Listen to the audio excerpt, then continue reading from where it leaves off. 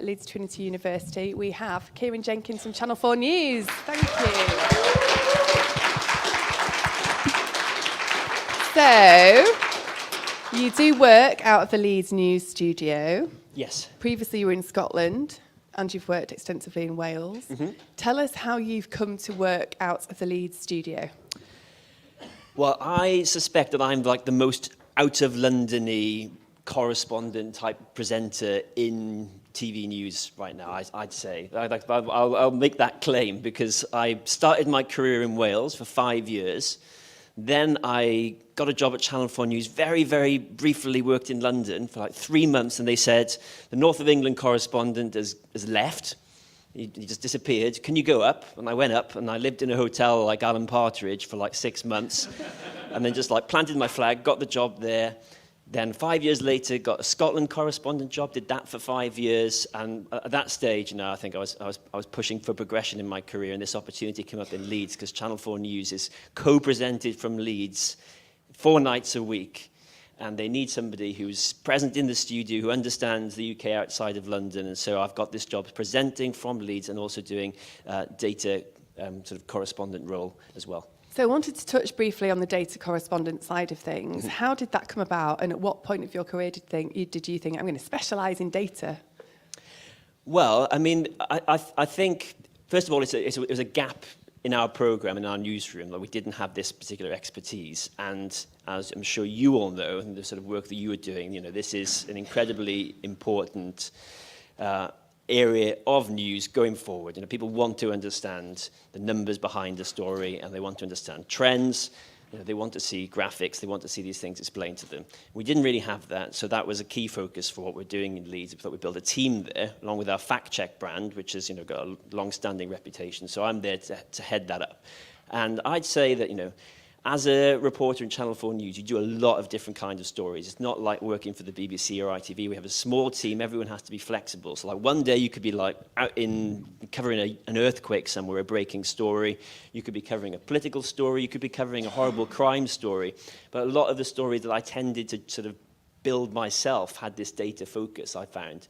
Even stories that had a sort of, ostensibly, you might think, a more sort of human impact, like a big story I did about drugs deaths in Scotland. That's fundamentally about numbers. And this was this thread running through my journalism, which actually came back to numbers an awful lot. So it was a natural fit, really, to take this role. And so would you say that's your favourite genre of journalism, data journalism? Not necessarily, because I think fundamentally journalism is about that intersection with people in their real lives. So I think sometimes some of these sort of specialists' definitions and labels are not necessarily that helpful, because in the end we always want to take it back to what's happening in the real world. And whether you're a data journalist or a social affairs journalist, it's fundamentally about telling stories that matter and ideally can bring about change. So before we look at some of your more recent work and some fantastic clips, I would like to touch briefly on your time at university, because you didn't study journalism, did you, at Cambridge to begin with? No, I read music at university, and so all the way through my childhood I was this sort of cello playing geek, which you can imagine in South Wales in the 80s and 90s. Everyone was playing rugby, I was playing Bach, right? So I was a little odd. And then I went and did music because I love music, and I sort of realized halfway through that it wasn't for me. Got involved in writing a classical music page at first, and then it just sort of took off from there, really. I sort of realized what I was sort of more interested in. And so from that point, when you started writing, that's when you thought, actually, I'm really enjoying this side of it and the storytelling side of it, and then obviously went on to study journalism. Yeah, it's just that sort of curiosity, really. I realized I was just curious about everything, and I wanted to find out more, and I realized that the journalism was a vehicle for that. You can just ring up anyone, and being a journalist sort of somehow gives you the legitimacy to ask them questions, and amazingly, people provide answers, and you can find stuff out, and it's just what a privilege that we can do that. And how important do you think it is for trainee journalists, certainly our students, to put themselves out there on different platforms? So, for example, you had an award-winning blog, didn't you, when you were studying journalism? What can you tell us about that? So, this was 2007 or something like that, and blogging was all the rage back then. before the age of TikTok and all that kind of thing. And it's kind of made a comeback, I think, recently, actually, sort of like, long-form specialism on the internet. But at that stage, basically, there weren't many people blogging about Welsh politics. And there was a lot of interest, from that political world, somebody who would break stories, do the gossip and all that kind of thing. So I just launched my own blog, whilst I was your age, actually, pretty much, in my early 20s. Found a gap in the market, tried to break stories. But I think the moral of the story is effectively you are empowered to go and produce your own content already, right? And stand out and get yourself noticed. There's nothing stopping you doing that. And so, I took that opportunity. It went well. It meant that I got invited on to election night programs, even with Hugh Edwards at one point when I was still a student. So, you have those opportunities. You just have to make them happen for yourself, basically. You have the most wonderful Welsh accent, and I have noticed your signature style when you say "ta-ra" at the end of a news bulletin, for example. How have you found your experience of having a Welsh accent? Has it hindered or helped, or a bit of both? Well, I should have a much stronger Welsh accent, right? So my accent should be incredibly sing-songy valleys. And something happened. I don't know what was going on when I was a teenager, but it got moderated or muted a little bit, which I'm kind of sad about now. I would like to think that these days, people can, keep their regional accents and have that sort of, regional identity in use. And it's actually, at this point, it's something that is valued and appreciated. Maybe that wasn't the case 20 years ago. But I think that what everyone has, especially if they're coming from communities that aren't very well represented in London newsrooms or in politics, is you have that expertise and specialism in the place that you come from, and that understanding of the world based on where you grew up, and that is a really precious commodity because a lot of the people in London who are making big media and political decisions don't have it. So that's you are valued. And you are appreciated when you go in there with stories and ideas and understanding of the world that those people don't have. So embrace it. Embrace it. Thank you. So what is a typical day at work like for Ciaran Jenkins? Well, it depends, because I've sort of got two roles. So sometimes I am doing the data correspondent role, and I stand in front of this big, fancy new screen that we've got. It's a fantastic new studio. They spent millions of pounds on it. It's like a real statement of intent and investment in Leeds. And I stand in front of that screen, and I do some sort of analysis about a big story or a story that we've originated ourselves.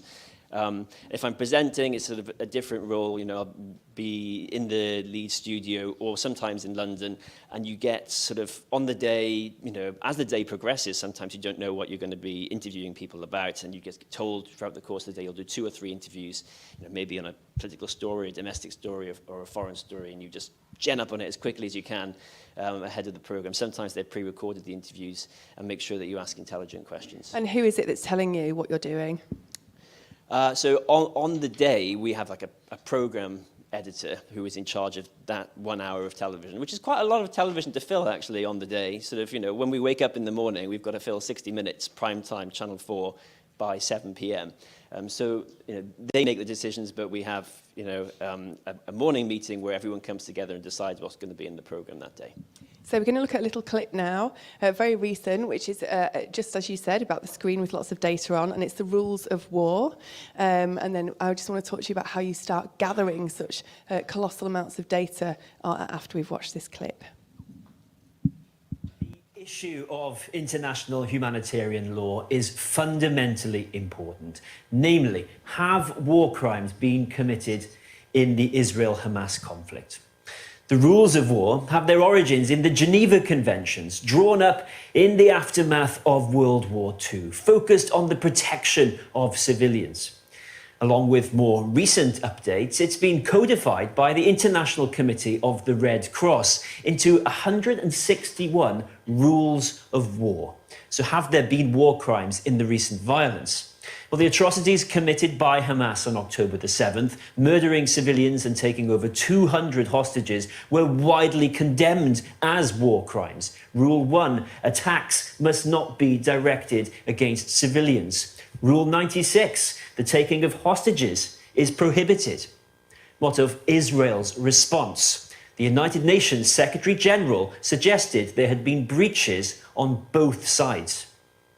I'm deeply concerned about the clear violations of international humanitarian law that we are witnessing in Gaza.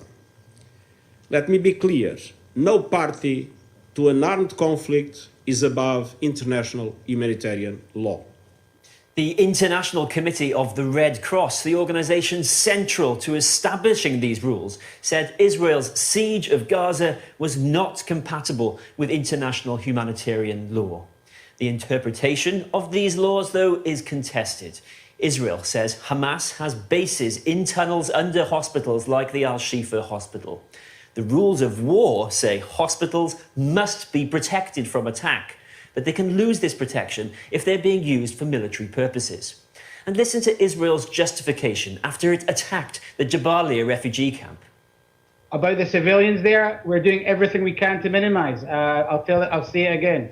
Sadly, they are hiding themselves within civilian population. And again, we are doing this stage by stage, and we're going to go after every one of these terrorists who was involved in that heinous attack on the 7th of October. Israel argues its attacks are on military targets, that civilians it kills are not the target, and that Hamas uses human shields. Rule 97 says the use of human shields is prohibited. And while Rule 7 states that attacks must have a military objective, crucially, the attacks have to be proportional. Rule 14 states that the civilian loss of life must not be excessive in relation to the military advantage. And Rule 15 says that constant care must be taken to spare civilians. Israel has hit Gaza with thousands of missiles in the last month, and several international organisations say thousands of children are reportedly among the civilians killed. Who decides if these deaths were excessive? Here's where other countries come in. The Geneva Conventions place an obligation on all states to ensure the rules of war are respected. That's why people look to Israel's allies. Are the US and the UK ensuring the rules of war are respected? Also, the International Criminal Court, the ICC in The Hague, has jurisdiction over war crimes. Its current prosecutor is a British barrister intent on investigating alleged war crimes on all sides. We have active investigations ongoing in relation to the crimes allegedly committed in Israel on the 7th of October, and also in relation to Gaza and the West Bank and our jurisdiction going back to 2014. Israel, though, says it's not a member of the ICC and so it's not subject to the court's authority. For all the talk in this conflict of the importance of respecting the rules of war, actually upholding them is far from simple. So, firstly, I'm going off piece slightly now. How have you learnt to feel comfortable watching yourself back on the screen? Do you still find it quite strange watching you on television, or are you quite comfortable with that? I think I've come to terms with it at this point, yeah. And secondly, how long did that package take for you to put together? Well, as you can see, there was a brilliant graphics in that explainer, and that was broadcast on Monday. And that's what we call like an on-the-day production. So that morning meeting, 9:30, the editor says, well, there's been heavy bombardment over the weekend. And I heard that Ciaran was talking about something about the rules of war. Can we do that for tonight? And at that point, I was like, oh, geez. What that means is that I have to finish that by 10:30 in the morning, because it takes all day for the graphics team to put it together. So by 10:30, I have to have a script with all the reveals and media that we want to use. So like working with my producer, we frantically script something, show it to an editor so that they're comfortable with it, and then pass it over to graphics. So when we talk about on the day, what we really mean is 60 minutes. And it's just fortunate that I have a lot of notes. Unfortunate that you're good at making deadlines work as well, I guess. I want to touch briefly on holding people in power to account. This is what you do day in, day out. How do you prepare for going in to interview somebody that you know is going to be quite tricky? So, I mean, I think all of us who are interested in news, we're huge consumers of news, right? But we don't really consume it passively, or at least we shouldn't. So, and I'm constantly making notes and taking screenshots, making little folders with different sort of themes or politicians, So when it comes to the point where I might have to interview them, I've already got a sort of dossier of stuff that I know is important, and I've already listened to their answers to several questions. So if it's a big issue that's in the news, chances are somebody else has already asked them that question. You'll know their answer, so you can anticipate their answer. So your task really is not to ask that question, but to ask the next question that they're not anticipating. And that's where you get more revealing answers. Otherwise, if everyone just asked the same question and the politician gave the same stock answer, we wouldn't really learn anything. And what's been your most memorable experience interviewing a politician, and who was that? Well, I mean, I've had several high-profile set pieces with Nicola Sturgeon, because she was the First Minister of Scotland for most of the time that I was working there, and she was considered to be somebody who was a strong media performer. So, that for me meant that I was very interested in interviewing her and seeing if we could, elicit some more interesting answers. So definitely Nicola Sturgeon several times, and also, I'm not sure you're going to show the clip of when I interviewed Michael Gove on a cattle farm in the Scottish borders. It was the most surreal backdrop to the most surreal interview, because we stood there in amongst all these cows mooing and had this very long, quite heated conversation about the election and about Brexit and everything else. We've got a little clip of that, actually. Thanks, Darren. We'll just play this out now to give you an idea of the context.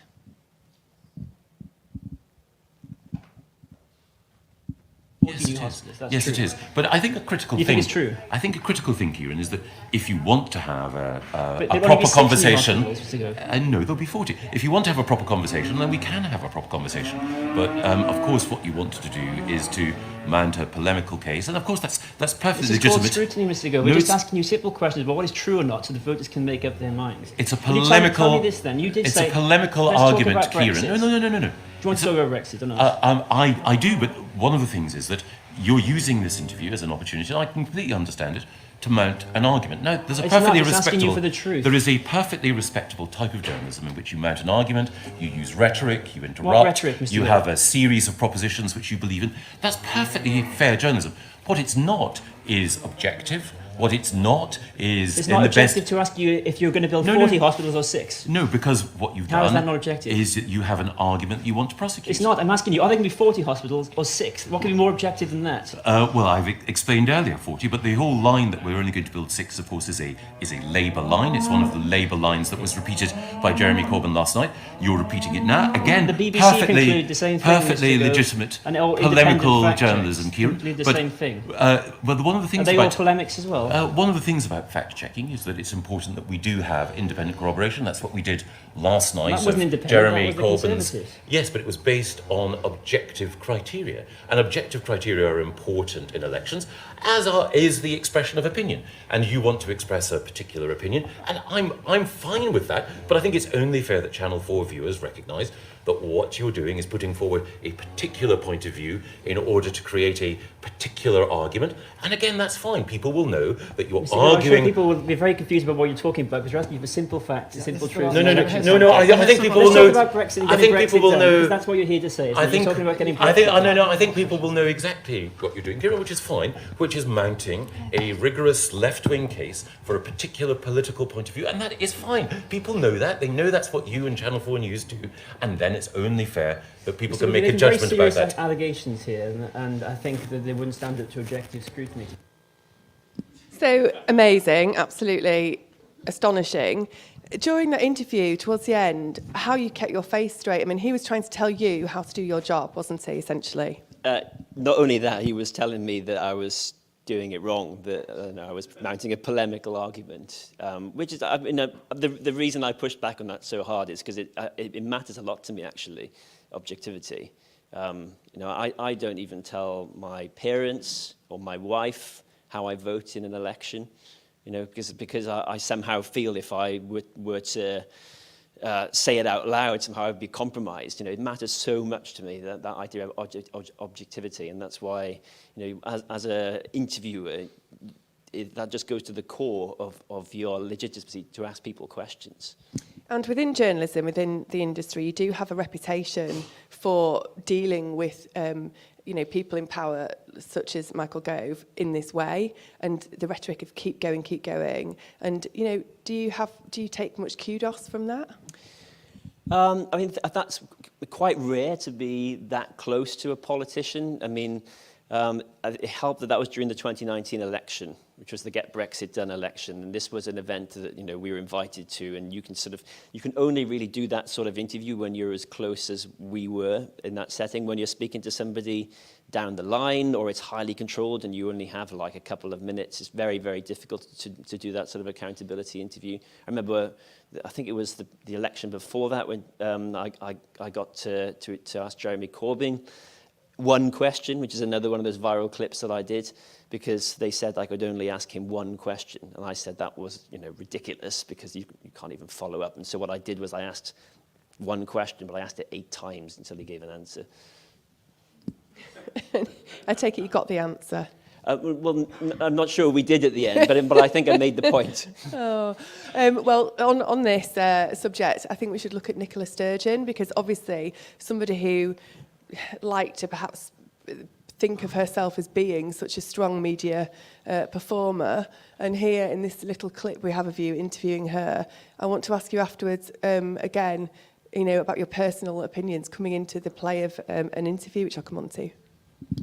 There was media focus and public concern when Katie Delotowski was sent to a women's prison last year, a person who's committed offences against young girls in female toilets. Were you content with that decision to send her to a female prison? The prison service has had a system of risk assessment in place for many years, as prison services in other countries do. The system in Scotland, as far as I understand it, is not materially different to other countries.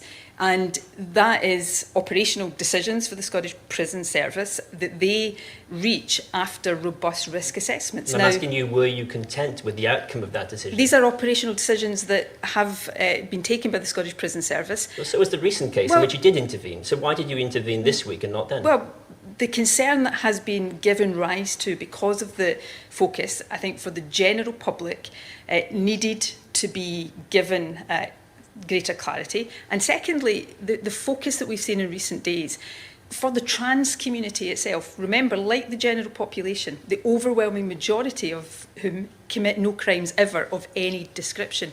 It is important to say that decisions that in these cases are more likely to have been arrived at anyway through the risk assessment we put beyond any doubt by the presumptions that have been set out. But you've said that you didn't want a male rapist in a female prison. I'm asking you about a transgender person who committed offences against teenage girls in a female toilet. That already happened. She was sent to a women's prison. You don't seem able to tell me whether or not you think that was acceptable. I'm not going to sort of comment on decisions that have been taken in the past by the prison service on the basis of risk assessments that they have carried out. We have seen in recent days, and that's just a fact of life, a heightened degree of public concern around these issues, and what we've done is set out clarity that in many respects are giving clarity about decisions that the prison service in all likelihood would have reached through the normal procedures anyway. And I think that's important, and I think it is the right thing to do pending the outcome of the broader review that is underway. So that was with the cameras on. What happened when the cameras are off? Does it all go back to thanks very much, Nicola, that was a great interview, and all the rest of it? Yeah, pretty much. Because we know each other pretty well by now. I've interviewed Nicola Sturgeon, so many times. And to be fair, in this age of politicians not always engaging with questions, not giving you much of their time, I found Nicola Sturgeon to be somebody who generally and genuinely does try to answer the question and engage with the question. Can you tell us a little bit about your time working through coronavirus, because you did some phenomenal reports throughout that time? Yes, so during COVID, I think we were one of the first, if not the first, network teams to cover the issue in care homes. If you think back to the start of COVID, there was so much focus on hospitals and hospitals being overwhelmed, and you can see that now through the COVID inquiry, the sort of issues that are being discussed. And at that time, there weren't many people asking about care homes, even though we'd seen in Spain terrible outbreaks in care homes and loads of people dying. So it was basically, again, the theme that I keep coming back to is identifying what people are not talking about, what people are not looking at, finding that space and saying, right, hang on, what's the story here? And we basically, I think we did 20 or 23 or something consecutive reports on care homes, for the next 6 to 9 months, with some absolutely shocking, horrendous stories, all about these issues about PPE and about the scale of deaths, and obviously about people being discharged to care homes with COVID and the rest of it. So obviously we've talked about the power of storytelling and finding out these nuggets of information. What do you think the key ingredients are for a successful news story? Well, I mean, fundamentally, it's telling people something that they didn't already know. It's as simple as that. And when you think about how concentrated the kind of journalist class is in London, there's a lot of stuff that people don't know that's going on in the rest of the country. So it's kind of an open goal, really, for you to go out there and find stories and break stories. And before I open it out for questions, what is next for you then? What would you next like to do? Obviously, you've not been in Leeds for that long. Where's next? Well, I think we launched our new Leeds studio in May, and we've got an election coming up. And so what's next for me is really embracing that election and making sure that our coverage is distinct in that election, because we have this opportunity that not all broadcasters have of having this base outside of London and trying to tell a more representative story about what's actually happening in the UK. Thank you. Thank you so much. Right, we'll take some questions then. On? There we go. Thanks. Hi, Ciaran. I've got 2 questions for you. The first one is, after university, you went to Japan and studied Japanese for a year. What use has having knowledge of a second language had in your journalistic career? And then the second question is, so your sister was in the Senate for, I think, 14 years. You were speaking about objectivity before. Do you think that journalists knowing people or knowing the people they're interviewing on a personal level can affect objectivity, or can it in fact enhance the possible interview or news reporting? Yeah, to deal with your second question, I think it can.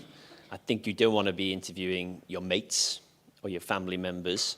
I think that in London there's a lot of sort of cross-pollination or cross-fertilization or whatever you want to say between the political and media worlds, and people have to concentrate very hard on making sure that they're objective at all times. That's one of the reasons that I felt that I wanted to pursue my career outside of Wales.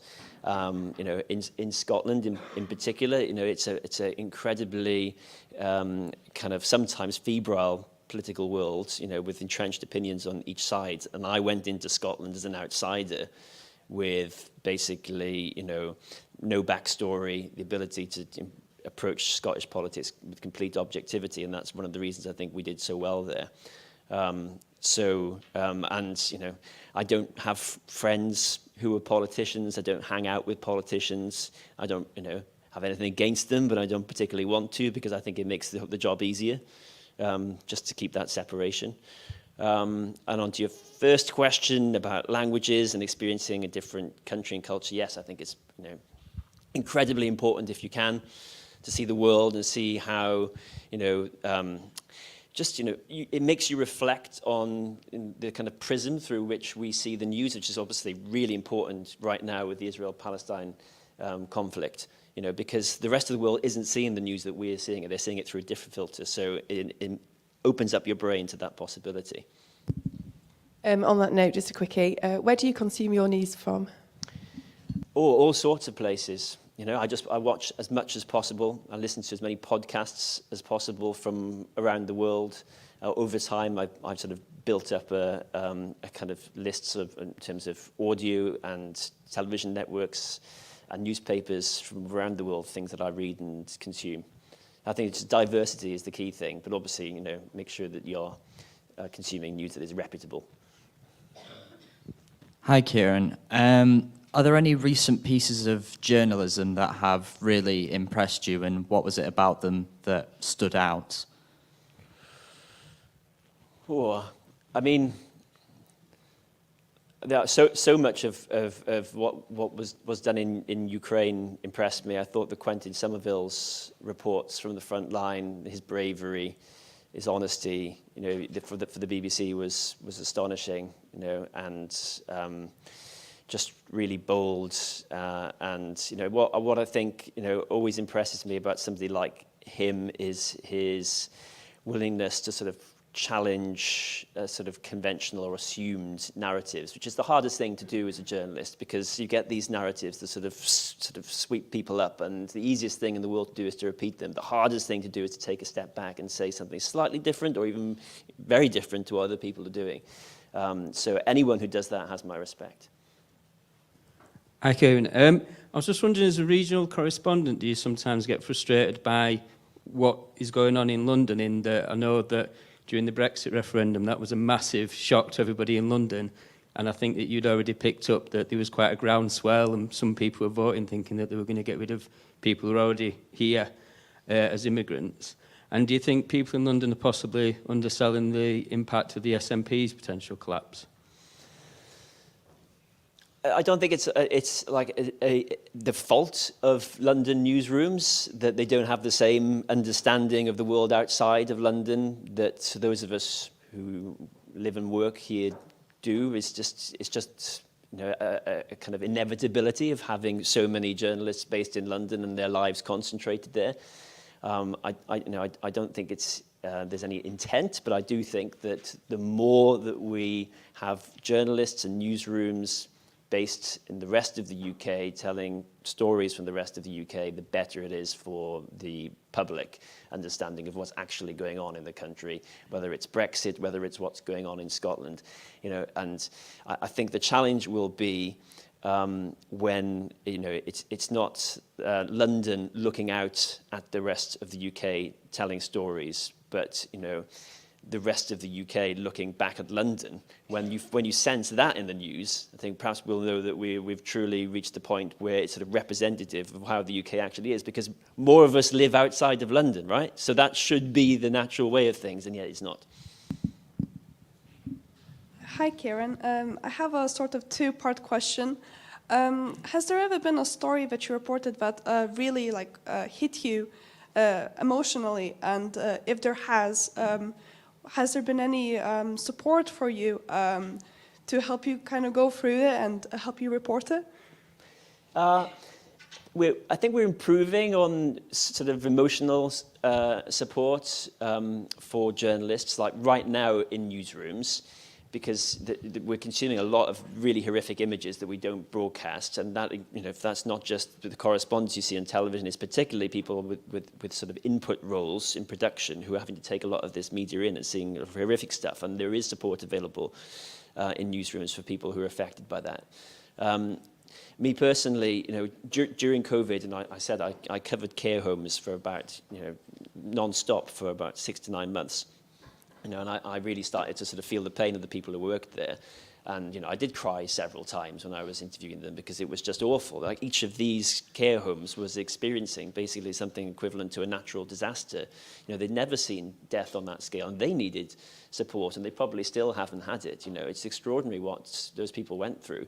And I found that very upsetting. I don't necessarily think I needed support with it, but I think it's okay to feel emotionally moved by a story and to sort of, just acknowledge that in your reporting.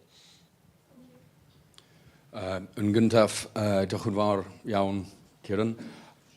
Secondly, two-parter, you talk about being distinctive on Channel 4 News. I'm taking it that Peter Snow might have been an impact on you over time. Perhaps he's one of your heroes, I'm not sure. So one question is, who are your heroes? And secondly, Peter Snow used a baton. Jon Snow. Jon Snow, yes, not Peter Snow, sorry, his cousin. Jon Snow used a baton. Have you thought about using, a cello bow instead to stay distinctive? What did he use the baton for? To point, Oh, I see. Well, I mean, yeah. For me, there were, you know, growing up, there were certain programs that stood out because they had this boldness and bravery. So Channel 4 News is definitely one of those. I think it's respected within, you know, amongst other journalists for that reason.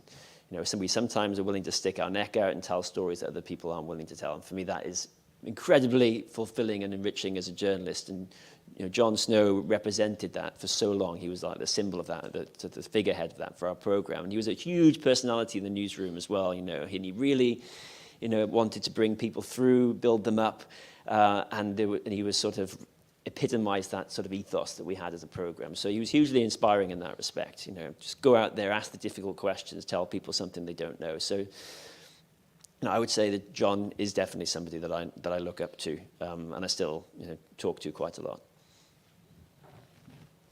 Hi, Ciaran. A fellow cellist, first of all, so... Great. Oh, I didn't answer your bow question about... Yeah, I mean, I, on the cello thing, I just think it's like, you know, the way Steve Rosenberg, the Moscow editor for the BBC, you know, plays the piano and he shows people that he has this sort of hinterland beyond journalism and the news. I just think that's important to, you know, just, you know, have a life outside of your job and share that with people as well. Let people see that you're not just this sort of, you know, news machine.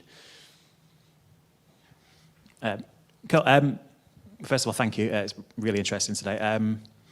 We've seen the BBC put a lot of focus, particularly recently, on verification, fact-checking, and obviously that's getting more and more difficult as things like deepfakes become better and better. And obviously the BBC is very well resourced, and they can put a lot of emphasis onto that.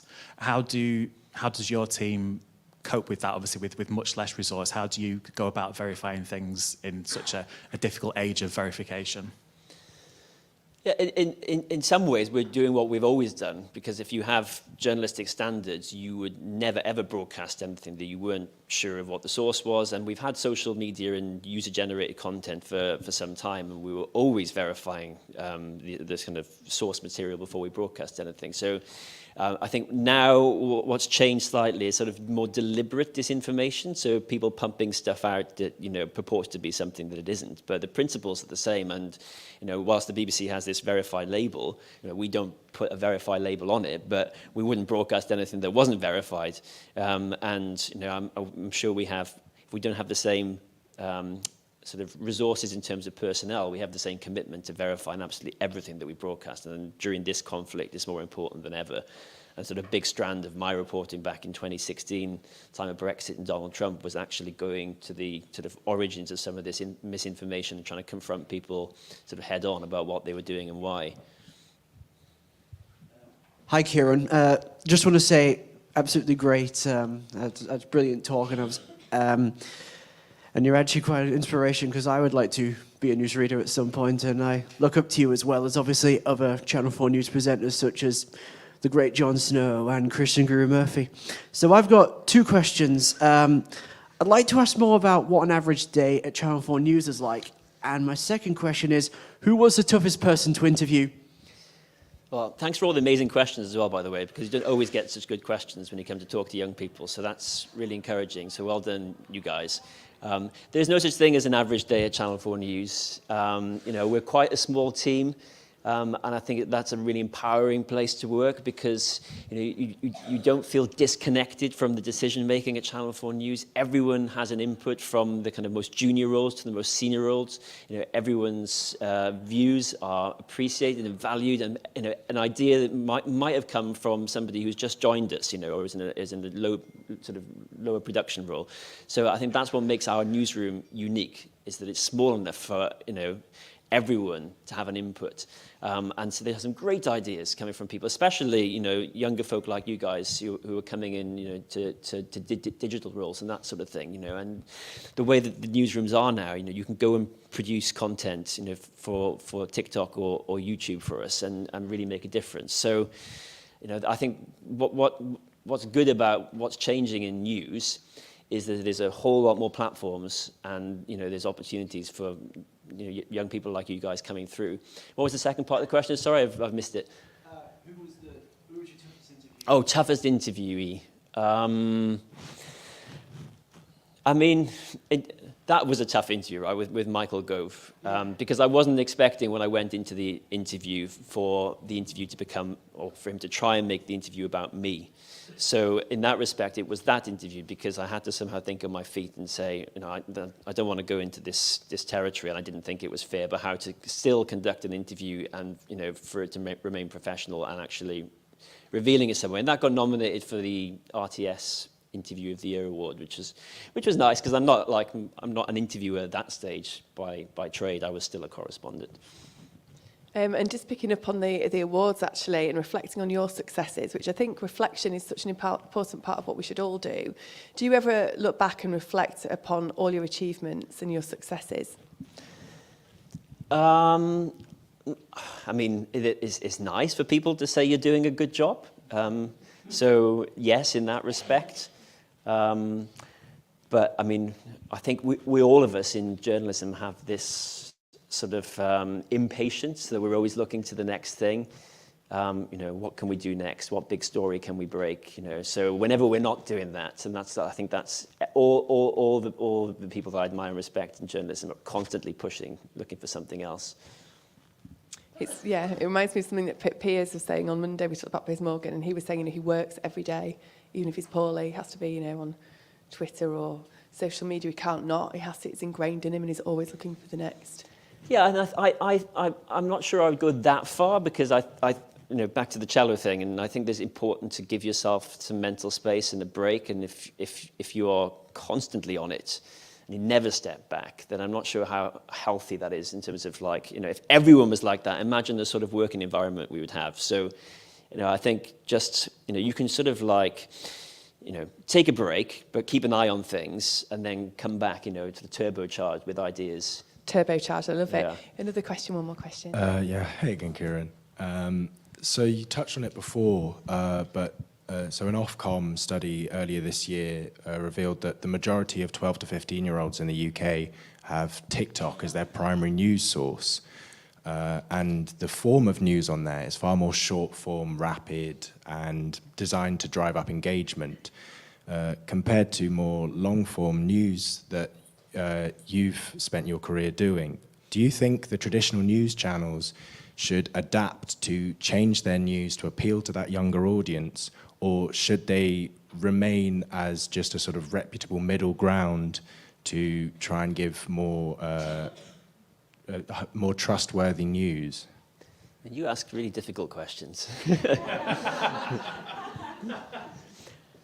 I mean, I don't think it's one thing or the other. You know, if young people are using TikTok, then, or Reels or whatever else it is, it's kind of incumbent on us as news providers to go where young people are. I mean, the answer is not to expect them to come to us, and to provide content that they're actually going to consume. There's no point going on TikTok and spending all this time and energy producing something that people aren't going to watch. So what you have to do is you adapt your content, or you make content specific for the platform that you're on. And, you know, we will make a Channel 4 News, you know, very much in our, you know, unique, bespoke Channel 4 News content on TikTok, and make sure that it still has all of our values and our journalism. But we probably don't know yet what's going to happen to the TikTok generation, where they go next. You know, will they always consume most of their news from TikTok, or will they graduate into more of a YouTube audience over time? Because on YouTube, we're finding huge levels of engagement, and people, you know, staying and watching content, you know, for a long time, perhaps longer than they would actually watch television for. So, you know, digital doesn't necessarily mean short attention span. Like, if some TikTok users migrate to YouTube as they grow older, you know, maybe they will consume content for longer, but we don't really know what's going on there yet. But I think we've got to go to audiences where they are, rather than expect them to come to us. I think we've got one more question. Hi, Ciaran. I'm a volunteer reporter / presenter for Bradford Community Radio, and I do a show called Bradford and Beyond, and it's a 2-hour live news magazine show where we have 8 guests. We only have about an hour, if we're lucky, to prep. Can you give any advice? And secondly, where did you live in Japan? Or, because I was in Tokyo, I had to get that in there. All right. I lived in Fukuoka, which is on the southernmost island, Kyushu, and it was beautiful. I highly recommend it. Absolutely love Japan. And I think they were slightly bemused by my attempts to sort of, you know, pitch articles to various sort of Japanese magazines and things, which didn't go very well. But you know, you've got to try. In terms of like sort of ideas when you're short the time, you know, I think the key is quality over quantity. You know, focus on one thing that you can do well. And as I said, you know, we're always prepping and always preparing anyway. We don't just have that 1 hour prep time. You know, you're building up ideas over time. And so you can tap into those, you know, put your ideas into different folders or documents or whatever. Or sometimes what I do is I sort of screenshot things that I see on social media, and then I put them into specific albums in my photos, or I build like a note in my iPhone with screenshots and my own thoughts. So when I'm ready to like launch into a subject, if it's about NHS waiting lists or about oil and gas, or about war crimes, as we've seen, I've already got that there, which is the sort of backbone of a story or a theme we want to discuss.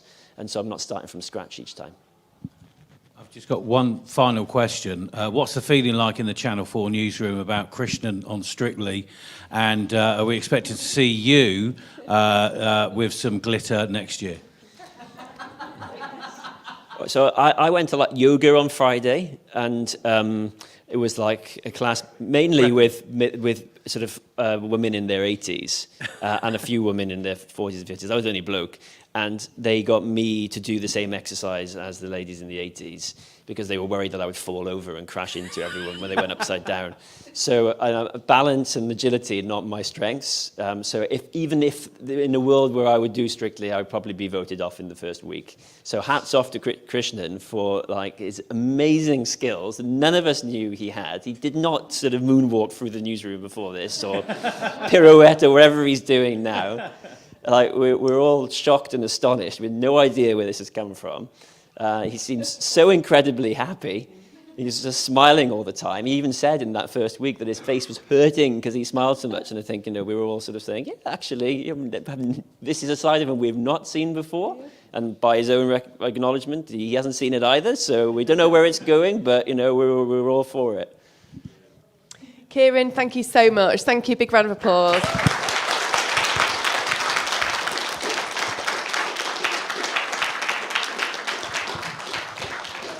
Wonderful stuff. Thank you so much to Ciaran. Okay, the next session coming up very shortly at 11 o'clock.